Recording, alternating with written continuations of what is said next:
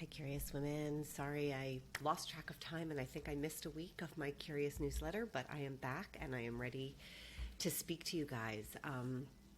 So, I have been hearing from so many women. I have had so many women reach out to me and share their stories. And so, today, what I want to speak to is kind of like a combination of women's stories. That lead to a place of, I don't know, I guess just feeling somewhat stuck still. So I want to talk this through with you guys. Okay. So I've heard from a couple of women, and this is what I've heard about. Women who have been bullied early in life, typically around middle school age when we start to develop and go through puberty, coming into adolescence, and how that is a time where we really want to belong and we really want to fit in, and that's kind of how we come into ourselves, right? In this way where we like kind of get in line and line up and like take all the things we're supposed to take, especially in terms of like ideal femininity. We're supposed to be a certain way. This is all according to the systems of oppression, the patriarchy.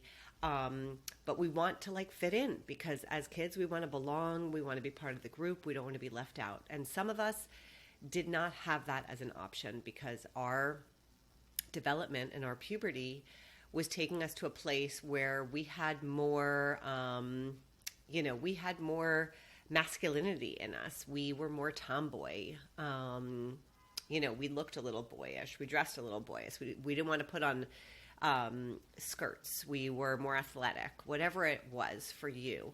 And because of that, as you came into your adolescence, you were called out for it. You were called out. You were called dyke, fag, lesbian, butch, gay, queer, all of the things that just told you that you were not doing ideal femininity correctly and you were not part of that group. And that in reaction to that happening to your system, that I'm going to call it small t trauma happening to your system when you were going through adolescence, there are parts of you that completely shut you down from who you were developing into and would not allow you to connect to any feelings of same-sex attraction or any queerness whatsoever, because the fear was you will not survive if you connect to that, because look what's happening. You're being pushed to the outside here, and you're going to be alone, and you're going to have no friends, and you're going to be weird, and nobody's going to like you. I am not allowing you to connect to any of these feelings. So I've heard from women who have experienced this and then went ahead and just picked somebody that they met in high school or something early on and just said, I'm just going to be with that one. And it was always a man that was more femininity, that, more passive, more feminine, more passive, that left more space for these particular women who really had a lot of masculinity, maybe like even going into butch women or just soft masculine women, but women with a lot of masculine energy. They just picked a really nice, passive guy that doesn't have any like macho qualities whatsoever that allowed them to really express their masculinity, and went ahead and got married. And they were like, see, I'm straight. And in that, they did not enjoy their sex lives. They did not feel fulfilled. In fact, so much so that some of them, after marriages failed, after having kids, after having tried multiple relationships with men, none of them which worked, none of them which were sexually fulfilling in any way. Some women that completely decided to just be asexual and celibate and completely shut down. One story I heard in particular was about a woman whose grown children came to her and said, what do we have to do to help you come out, Mom? Because you're clearly gay. And she was not having it, and they actually presented her with the lesbian master doc. And they sat with her and went through it, and she was like, okay.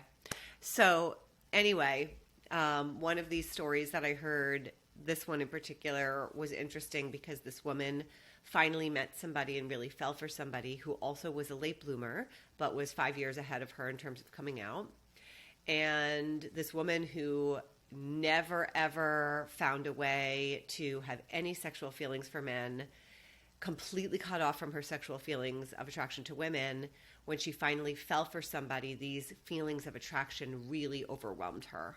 And they were very intense, and she felt like she was 16, which I know a lot of us can relate to, right? These feelings of being a teenager. But the woman that she partnered with has a different level of desire and is not as sexual and not as interested in being sexual. And so this woman who has spent an entire lifetime of really her parts of her protecting her by repressing her attractions, who went through multiple marriages, who went through more than a decade of celibacy, finally comes into these fantastic emotions, and she is turned away from by her partner, who is not interested and feels like it's really a lot and you've really got to tone it down.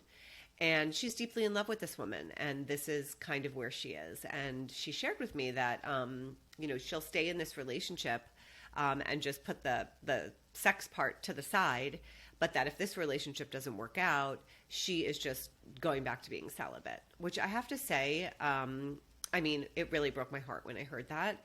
I'm not here to convince anybody of how to live and what works for them. I've had 4 long-term monogamous relationships with partners since I came out just over 20 years ago. I'm always growing and learning. There's still more to learn. I'm coming into a new stage now where I've found myself single again, and I'm trying to really figure out, like, what do I have to offer, and how much time do I want to share with somebody, and what do I really want in a partner, realistically, because I have such a full life and I actually really love my life, and I'm actually really content in my life. So it's hard to figure out sometimes, what the next person will bring to you or what that relationship might look like. But when I heard this woman say this about just going back to being celibate if this doesn't work out, it just broke my heart, really broke my heart. I happen to feel that we are wired for sexual excitement, and that there are great health benefits to being able to be fully, authentically in your sexuality. And especially as a late blooming woman, I feel that after years of not being able to connect to that, to finally fully connect to how turned on you can get and to actually experience that extended pleasure that we can have as women, there is something extremely healthy about that. And whether it's having sex with yourself or having sex with somebody else, I'm not saying that is like the main piece of the relationship, but it certainly is like one of the big healthy pluses about being in a relationship. And at least from my perspective, it is a way of really deeply connecting. It is a way of losing time. It is a way of having extreme quality time with your partner, where you're not working, you're not on the phone, you're not paying attention to anybody else, you're just paying attention to one another and to yourself. And there's something really sacred about that kind of time, because we don't really get a lot of that kind of time anymore in life. Everything is so right away. You're on your phone, you're texting, you're communicating, right? This is precious, essential couple time. And sex can be anything. It can be cuddling. It can be kissing.